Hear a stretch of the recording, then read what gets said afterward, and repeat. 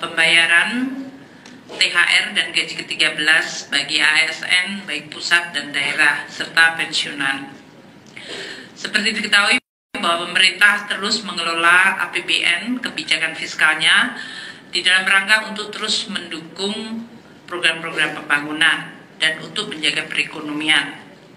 Kebijakan fiskal ini di dalam APBN didesain untuk terus mendukung ekspansi ekonomi dan untuk terus melanjutkan transformasi ekonomi yang inklusif dan berkelanjutan.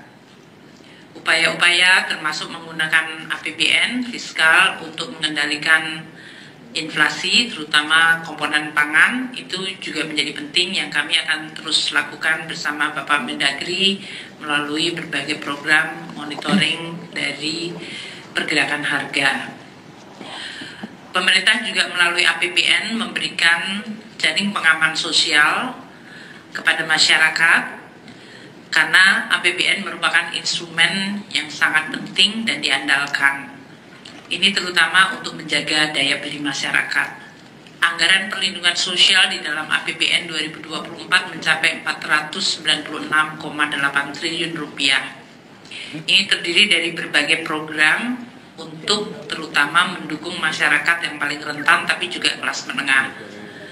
Program Keluarga Harapan untuk 10 juta penerima manfaat, asistensi untuk 38.000 anak dan 32,6.000 lansia dan 58,3.000 penyandang disabilitas. Itu juga termasuk di dalam program bantuan sosial atau perlindungan sosial. Subsidi bunga KUR bagi 6 juta lebih debitur itu juga merupakan bagian dari inklusi dan program untuk penguatan perlindungan sosial. Iuran untuk BPJS Kesehatan bagi masyarakat yang tidak mampu, yaitu 96,8 juta masyarakat tidak mampu yang iuran BPJS-nya dibayar oleh APBN. Pemerintah juga memberikan bantuan sembako untuk 18,8 juta kelompok penerimaan manfaat. Program-program untuk mendukung masyarakat rentan, terutama anak-anaknya yang masih sekolah melalui program Indonesia Pintar bagi 20,8 juta siswa, program Kartu Indonesia Pintar bagi 1,1 juta mahasiswa yang kurang mampu, itu juga termasuk bagian dari perlindungan sosial. Di dalam perlindungan sosial ini termasuk sebetulnya adalah subsidi dalam bentuk BBM dan energi. Ini adalah yang juga dinikmati oleh kelompok menengah sebanyak 19,58 juta kiloliter. Dan dalam beberapa hal pemerintah memberikan bantuan langsung tunai terutama di tingkat desa untuk 2,96 juta kelompok penerima manfaat.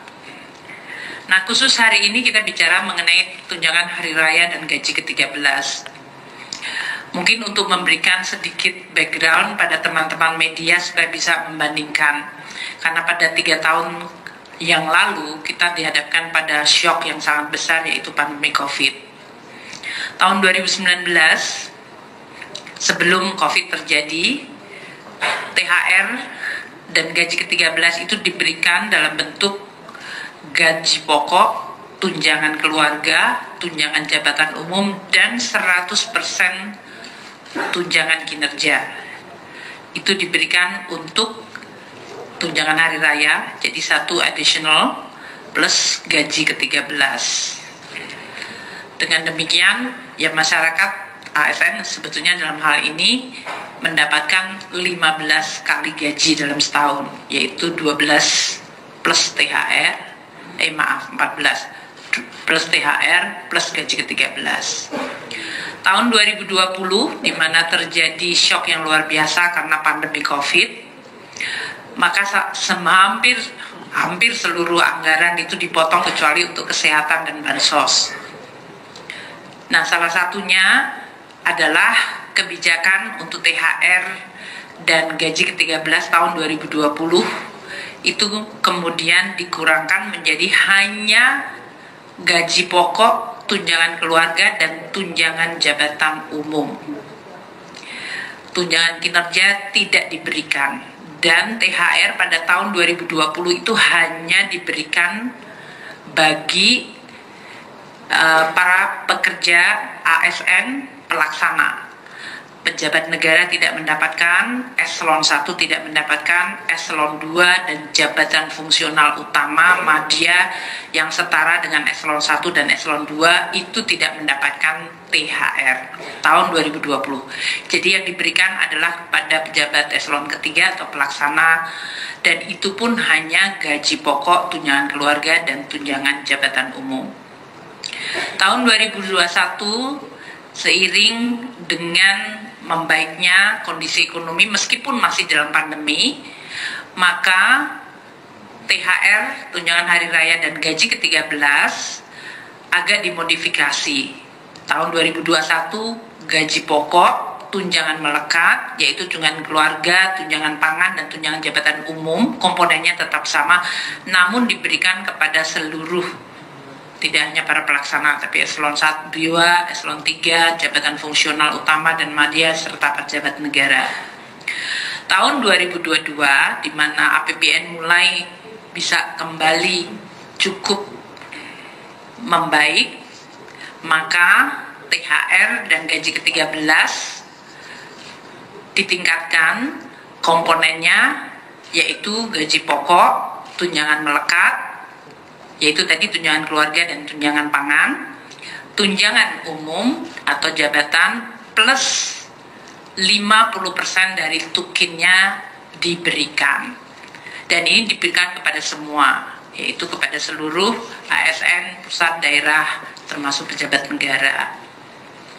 Kita masih menggunakan rumusan yang sama, namun penerimanya ditambah, yaitu GAPOK, gaji pokok, tunjangan melekat, tunjangan jabatan dan umum, dan 50% tunkin, tunjangan kinerja.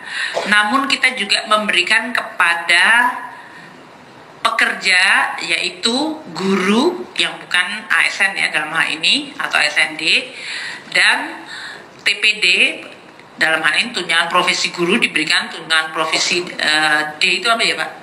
Dosen, dosen, dan lupa kalau saya pernah dosen, dan tunjangan profesor itu diberikan di 2023. Sehingga ini menggambarkan bahwa APBN yang sudah mulai membaik, kemudian juga mengembalikan fungsi, termasuk dalam hal ini mekanisme untuk pemberian tunjangan hari raya dan gaji ke-13 kepada aparatur negara, pensiunan, penerima pensiun, dan penerima tunjangan. Jadi saya akan teruskan lagi mengenai kapan waktu pemberiannya. Sebenarnya sudah sering saya sampaikan, yaitu THR akan dibayarkan paling cepat 10 hari sebelum Hari Raya Idul Fitri. Jadi apabila belum dibayarkan, dapat dibayarkan setelah Hari Raya Idul Fitri. Untuk beberapa daerah memang mungkin karena bukan Hari Raya Idul Fitri, dia bisa dibayarkan sesudahnya. Sedangkan untuk gaji ke-13 akan dibayarkan pada bulan Juni 2024, dan apabila belum selesai pada Juni juga bisa dibayarkan sesudah Juni.